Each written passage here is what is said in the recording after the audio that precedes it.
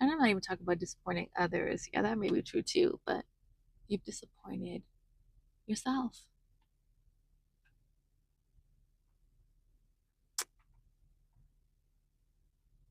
And you can put in all of your excuses, all of the ways that you can think of, all of the doubts that you have, all of the anxiety that comes up, all of the fears, all of the reasonings that your mind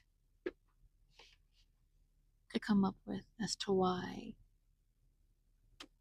you can't be saved, or you think that it's impossible, or you think that there's no way God can redeem you, there's no way that God can use you, there's no way that there's still purpose for you. I'm just here to tell you, yes, there is.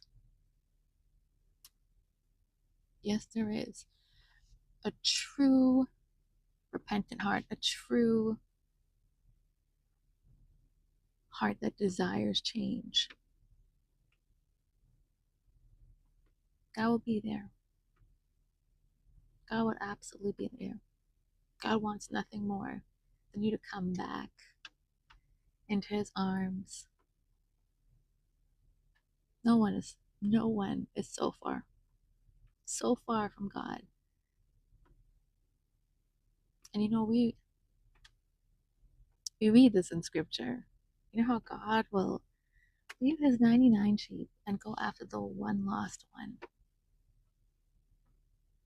Or, the parable of the prodigal son who returns back to God.